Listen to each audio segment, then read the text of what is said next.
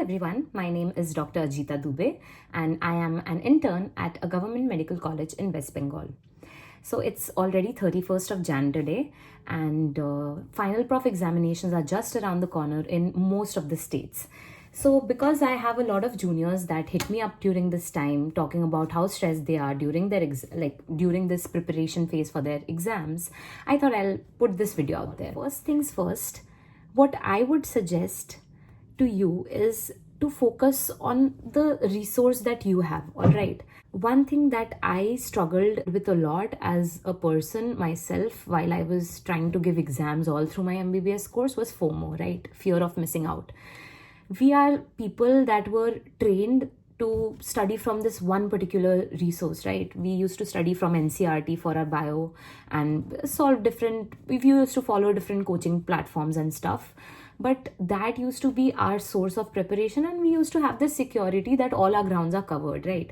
But when you come out here and you start navigating your life through MBBS, you realize that there is no one book that is going to provide you with all the details that you need for your exam, right?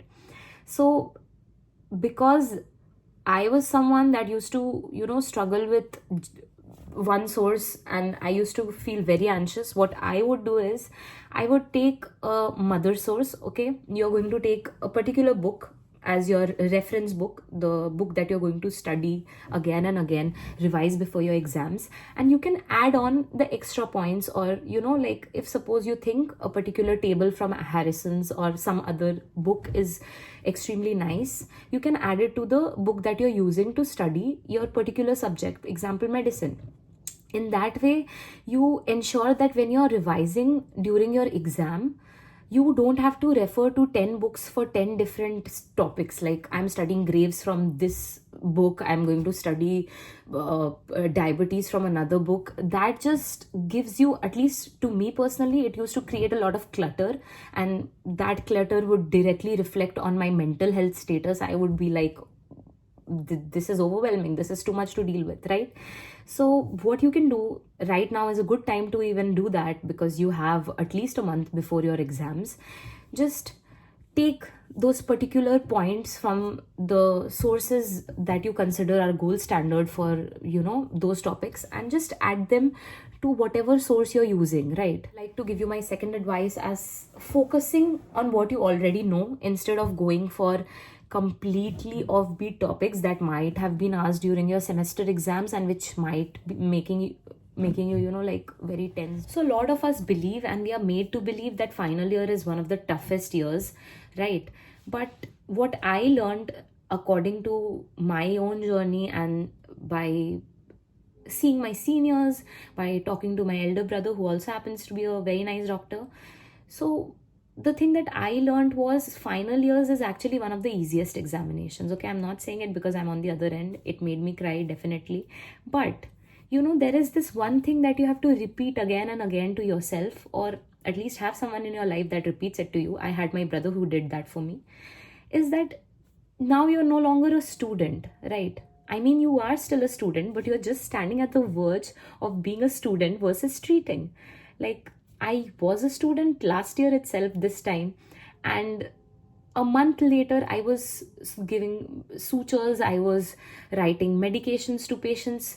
So it is a big leap, okay, but it is actually something that has to give you a lot of hope. You are going to be seeing patients 2 months from now, 1 month from now, and it is very important that you realize that while you are sitting in that examination hall, right? Because you are going to face questions that are new, questions that you haven't read, probably questions that you had read 6 months back, things that you couldn't revise, because that is the vastness of the syllabus. You don't know what you're going to be asked. You have no idea whether or not you'll be able to revise the entire thing. I myself could not revise 2 or 3 systems before the second paper of my medicine exam. But yeah, I wrote those answers beautifully. Why? Because you have to repeat one thing to yourself, that you are no longer just a student. You have to start thinking like a doctor, right? You have to start thinking like a clinician. You have attended your clinical postings, you have read throughout the year, so that is going to translate now. Because even as people sitting out in the OPD, or when a patient comes to you to the ward, we don't really have a list of differentials in our hand, right? You have to look at the symptoms, you have to keep an open mind, okay?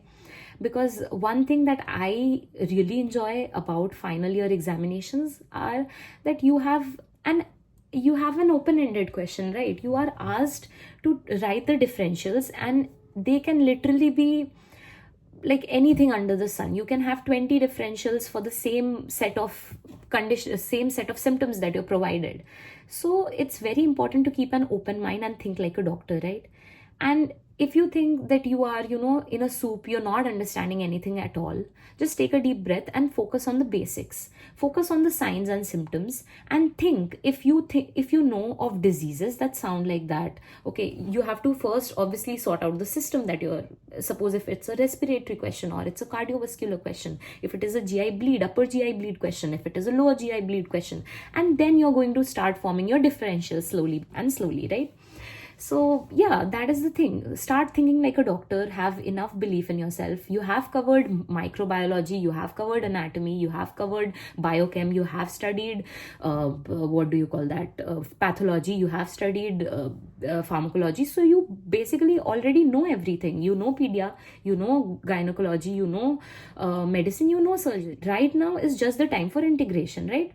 So yeah, just have confidence in yourself. One thing that personally helped me a lot during my exam preparation days was collaboration, right? Me and my roommates, we used to start studying from different systems. I would start, suppose, endocrinology, and she would start cardiology.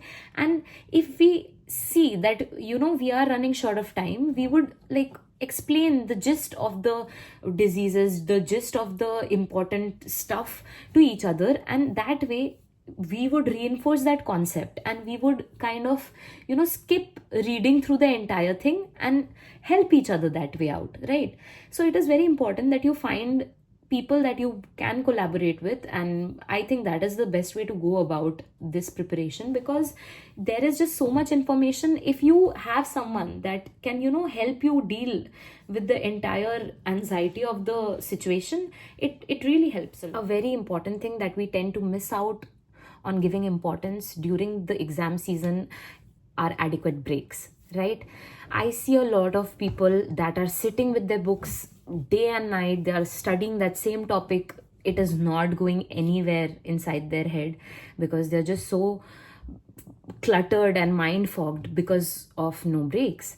And that is something which I would like to suggest. Some of the very best seniors that I had used to take a lot of breaks between their study sessions. They used to go out with their friends for chai and adda up to the last day itself.